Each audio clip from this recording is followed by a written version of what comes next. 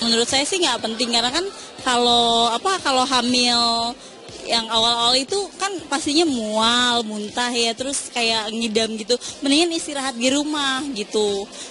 Kalau hamil yang nggak ada masalah sih nggak apa-apa. Kalau menurut saya penting karena kalau lagi semasa hamil itu biasanya perasaan bawaannya sensitif gitu. Kalau baby moon itu sih menurut saya penting karena memang nge-refresh si anak yang di dalam juga buat si ibu juga nggak terlalu stres dalam menjalani kehamilan begitu. Menurut aku sih baby moon itu perlu. Kita perlu juga untuk memberikan kebahagiaan untuk anak, kebersamaan bersama anak.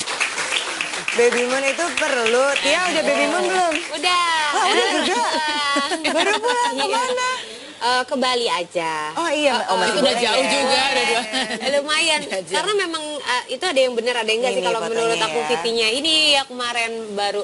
Jadi memang harus disesuaikan dengan kondisi kita juga. Kayak aku tuh udah nyoba duduk lama-lama kan agak gampang pegelan orangnya. Jadi kayaknya nggak bisa naik pesawat lama-lama juga gitu. Dan hamilnya juga benar-benar dijaga banget. Jadi pertama kali naik pesawat tuh udah kayak pertama kali naik pesawat banget. Sama suami bener-bener pegangan tangan 2 jam. Biasanya aku masuk pesawat, masuk, duduk, tidur. Ini bener-bener yang kayak Tegang banget. Turbulence sedikit tegang ya kan. Saking takutnya ya, saking senewannya itu. Saking awalnya iya takut gitu, aduh nanti di atas aku bakal kontraksi atau enggak ya, aduh apa-apa gitu kan. Banyak dengar kanan kiri, tapi ternyata setelah dijalanin ini nggak ada apa-apa ya. Pas pulangnya aku santai tidur. Oh bisa, berarti nggak apa-apa ya, aman-aman aja ya. Oke. Ini sebenarnya si baby moon ini bisa dilakuin pas kapan ya? Sebenarnya sih tak bantu jawab ya. Jadi baby moon itu tadi ada babak 1, babak 2, babak 3. Babak yang the most fun of pregnancy itu adalah babak 2 sebetulnya. Setelah Jadi trimester 4 bulan keempat gitu ya. Bulan 4, 5, 6. Oke. Iya benar, kamu Aku babak 2. Nah, ya, benar itu di kan? babak Berarti 2. segitu ya. Iya. Terus rasanya apa? Tadi kan Nadia bilang momen duduk berdua sama suami, jemuran, ngobrol masa depan, ngayang, ingat anak-anak, nanti ngatur rencana mau pergi lagi. Kamu ngapain berduaan? Ya kayak gitu. Kepo banget ya pertanyaannya. Ngapain berduaan? Ya kayak gitu juga sih, lebih kayak ngebahas tentang masa depan, tapi lebih fun, lebih nikmatin jalan-jalannya juga. Karena kan sebentar lagi kita punya baby yang benar-benar 24 jam harus butuh perhatian kita, gantian kan. Jadi mungkin kalau misalnya nanti kita udah punya anak, aku berdua mikirnya udah nggak melulu antara aku dan dia, tapi sekarang kita udah nggak mikirin antara aku atau kamu, kita lebih mikirin anak kita gimana, anak kita gimana, anak kita gimana gitu. Ini ada yang komen juga nih Mbak Vera, katanya ingin banget pas hamil jalan-jalan ke Jogja, tapi walaupun nggak tahu ada istilah baby moon loh, cuman kepengen aja jalan-jalan berduaan gitu, tapi belum kesampaian nih gitu. Terus kalau maternity foto tuh pengen banget tapi masih 6 bulan, harusnya yang berapa? 7, 8? 6 bulan juga nggak apa-apa, soalnya ya, masih sebetulnya sopan. Lagi cakep ya. Lagi cantik-cantik ya. Sopan juga. Aku 5 bulan kemarin maternity. Nanti pasti bulan ke-7 foto lagi deh. Kalau nggak bengkak banget. Soalnya kan takutnya kan biasanya bengkak-bengkak itu mulai terjadi di bulan-bulan ke-8, ke-9. Itu kenaikan berat badannya pesat sekali, kan si bayi itu juga menambah sekitar 200 gram tiap minggunya. Kecap lemaknya dia. 200 gram tuh buat bayi, jadi si ibu tuh pasti naik 500 gram, setengah kilo tiap minggu. Jadi mendingan pas naiknya berat badannya masih sopan lah ya kenaikannya. Nggak, soalnya kan kalau misalnya kita di foto kan pengennya ngelihat diri kita cantik ya. Tiba-tiba pas di foto udah bengkak gitu kan kayak, aku segendut ini. Tenang, ada Photoshop sekarang. Bisa dilakukan. Jadi perutnya gede tapi ini tetap tirus gitu ya. Jadi kalau kamu sendiri melakukan baby moon itu emang karena sama kayak Nadia udah denger ada ceritanya bahwa ini atau emang anak kepingin aja berduaan? Karena kepingin berduaan aja, dan ya karena lagi hamil, kalau jalan-jalan berduaan itu namanya baby moon, jadi kita sebut itu baby moon. Iya, gitu nggak pernah tahu sih ada istilah itu, ternyata memang ada ya. Dan Iya. ngerasa nggak bahwa setelah pulang dari sana tuh malah happy dan nambah bahagia? Iya pastinya. Oh, iya? Pengen langsung berangkat lagi gitu. Nah tuh, mumpung masih ada belum 6 bulan ya. Cuman masih milih-milih mau kemananya itu. Suami mau berangkat ke Lombok, mau ke Gili Trawangan. Cuman Nah itu Mau ikut. tapi nggak tahu dia kayak nggak ngebolehin aku karena di situ kan nggak ada kendaraan kan, nggak ada motor, nggak ada kendaraan bermotor segala macam. Mesti nyebrang. Dan nyebrangnya harus itu takutnya. Oke, jadi mungkin boleh kasih tipsnya deh, milih tempat baby moonnya tuh yang seperti apa sih? Kamu kan kemarin ke Gili juga nggak apa-apa tuh. Iya, Walaupun betul nggak ada banget fasilitas sih, kan apa-apa Pokoknya gimana. nomor satu pasti kita harus dapat clearance dari dokter ya. Iya. Kita harus tahu kondisi kita seperti Iya. apa. Kalau memang kita ragu-ragu jangan dipaksain. Terus kedua kita riset nih, kita mau kemana, tempat itu cuacanya lagi seperti apa. Terus dari dokter kita juga minta dok kalau sampai ada kenapa-kenapa ada referensi dokter atau rumah sakit lain. tempat tujuan. Banyak sih aku bawa buku check up-nya kesehatan aku juga bawa. Kamu bisa jadi konsultan loh kayaknya. Semua tahu gitu Konsultan ya. baby moon gitu kan. Konsultan baby moon sama push present Dan tuh. push Saya present. Push bisa present yang paling bantu penting ya. merekomendasikan hadiah yang bikin mama paling bahagia. Tadi disebut kayaknya tuh. Iya, pokoknya yang menyala-menyala. Menyala dikasih lampu loh nanti. dikasih stempel. Tia, kalau kamu sendiri selain foto, sekalian baby moon, ada ritual lain nggak? Baby shower lah, ini 4 bulanan ngajiin. Kalau 4 bulanan iya, karena kan memang apa ya? Kalau Muslim biasanya percaya kalau di saat 4 bulan itu ditiupkan ruh kan, gitu. Jadi 4 bulanan kemarin iya pengajian. Terus kebetulan juga pas 4 bulan aku udah tahu babynya perempuan atau laki-laki. Cepet amat. Karena aku langsung ambil kromosom cek NIPT, jadi udah. Emang kayaknya kamu tidak bisa menahan ya. Detail Umur gitu. boleh muda tapi Iya, terus abis itu nanti mungkin kalau baby shower kayaknya ini menurut saran dari orang tua aku juga, kayaknya baby shower mendingan nggak usah. Nanti lebih baik nanti kalau anaknya udah keluar, nanti ada akikah, baru nanti mau bikin yang agak besar sedikit. Jadi ditabung, baby showernya ditabung buat nanti akikah. mama pinter. Iya. Mbak Vela ada mau disampaikan nggak buat Mbak Tia? Tadi sempat pada saat break tadi Mbak Tia sempat cerita bahwa iya dia dibikin deg-degan karena ada saudara sepupunya yang meninggal karena preeklamsi. Nah itu yang mesti hati-hati. Kita hari ini sahabat perempuan sengaja dalam curahan hati perempuan menampilkan happy pregnancy. Kenapa? Sehingga sahabat perempuan di luar sana yang sedang pregnant menerima info-info yang indah-indah gitu. benar. Penting sekali untuk membatasi diri dari info-info yang bikin cemas, bikin gloomy, bikin takut, marah. Kenapa? Karena kita paham pengaruh hormonal di tubuh pasti mempengaruhi situasi emosi. Dan ini bisa dibenahi sebetulnya dengan cara apa? Batasin info yang kita terima.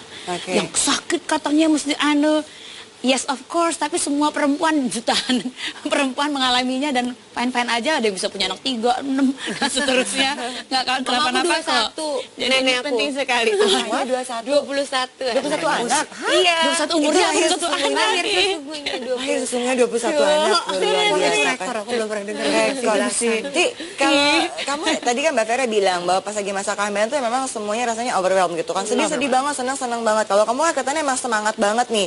Emang hari-harinya begini apa emang pas lagi hamil atau ada momen yang tiba-tiba dang? Memang aku jaga banget supaya aku bisa terus happy ya. Aku nggak mau stres karena juga dapat informasi juga kalau misalnya stres tuh nggak baik kan untuk anak di dalam kandungan kita. Terus juga sebenarnya aku orangnya stresan dan kalau misalnya kamu bilang gitu naik pesawat deg-degan. iya stresan kalau baca Jalanan sesuatu ini, karena kayak Iya, banyak kepikiran gitu kan. banyak denger ntar kalau naik pesawat takutnya kontraksi gini udah disediain obat sama dokternya, ini obat sebelum masuk pesawat minum setengah, kalau di atas kontraksi minum setengah, berarti kan ada kemungkinan untuk kontraksi kan, aku mikirnya kayak gitu. Nah jadi suami aku karena dia tahu aku orangnya stresan juga sebenarnya pada intinya, dia ngebatasin aku, kayak aku nggak boleh baca-baca internet tentang segala macam itu. Kalau misalnya aku mau tahu sesuatu, aku tanya sama suami aku dan suami aku yang cari tahu. Jadi dia bisa nyaring. Sudah gitu. disaring gitu ya. Terus ngejaga mood, Ngejaga mood. ada sempat down-down nggak? Ada sempat yang tadi kan Nadia ada gini, Depres pulang gitu jam misalnya. berapa, kok nggak pulang, kok nggak nelfon aku, kok nggak nelfon aku gitu. Kebetulan suami aku kantornya di atas rumah. Jadi kalau misalnya Mungkin suaminya mesti diwawancara. Iya benar-benar. jadi nggak pernah yang pulang jam berapa gitu-gitu. Makanya aku lebih disarankan sama suami aku banyak aktivitas. Terserah kamu apa, mau jalan-jalan boleh, mau syuting boleh. Yang penting kamu happy. besi, jangan Boleh pulang. angkat besi nggak kayaknya? Boro-boro angkat. Karena kalau misalnya aku di rumah dan dia kerja, aku suka gangguin dia, misalnya ayo makan siang dulu yuk di sini, aku lagi pengen ini, minta ditemenin gitu-gitu, jadi ganggu. Bener, suaminya harusnya diwawancara gitu ya. Suaminya nih. Terus nanti kita lanjutin deh ngobrolnya kalau gitu. Masih ada Tia, masih ada Nadia yang mau ngobrol-ngobrol langsung sama Nadia sama Tia juga boleh loh. Silahkan ya, kita tunggu di Curahan Hati Perempuan sesaat lagi. Udah ngobrol-ngobrol jadi kepengen, nggak bisa nular ya? Kalau kayaknya nular ya? Udah. Coba ya nanti kita cek ya bulan depan. Ini ada pertanyaan nih, bukan pertanyaan sih, dia cerita. Waktu pengalaman hamil anak pertama tuh bawaannya emosian, sensi akut, suka nangis tanpa sebab, nggak ngidam tapi pantang ngelihat sesuatu karena bisa apa-apa pengen gitu. Tapi sayangnya cuma bertahan 3 bulan dan akhirnya keguguran gitu.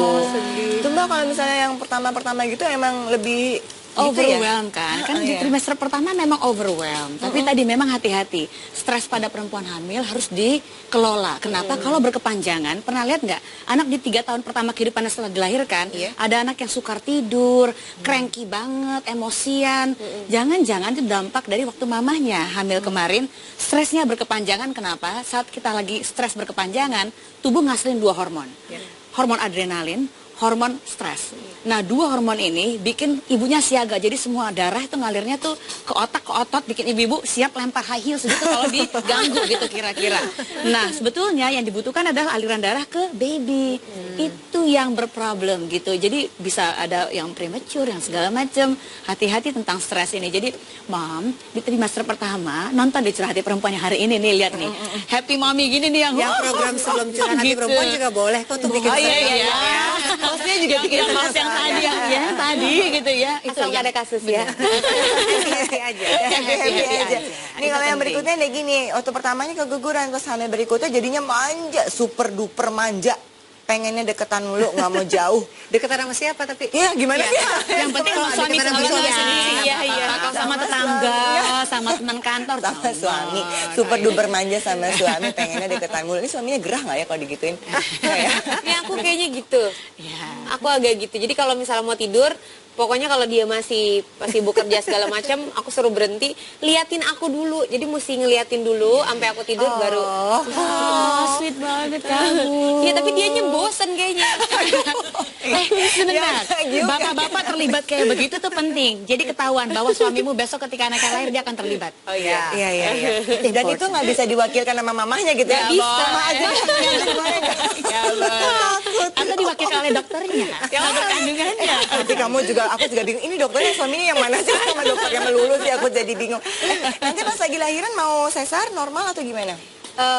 Usahanya sih pengen normal dulu, tapi kita berdua nggak pernah ngejudge ya. Kadang-kadang kan ada orang yang pokoknya harus normal, pokoknya harus normal. Sampai kadang-kadang dia nggak rasional gitu. Ternyata memang sudah berapa minggu yang harusnya memang terpaksa sesar, dia karena kekeh marike atau nungguin suaminya, jadinya banyak yang lewat. Ya, gitu. pokoknya segala persiapan aku persiapkan untuk kelahiran normal, tapi aku juga menyiapkan mental kalau memang aku harus lahiran sesar. Apa persiapan untuk bisa normalnya apa?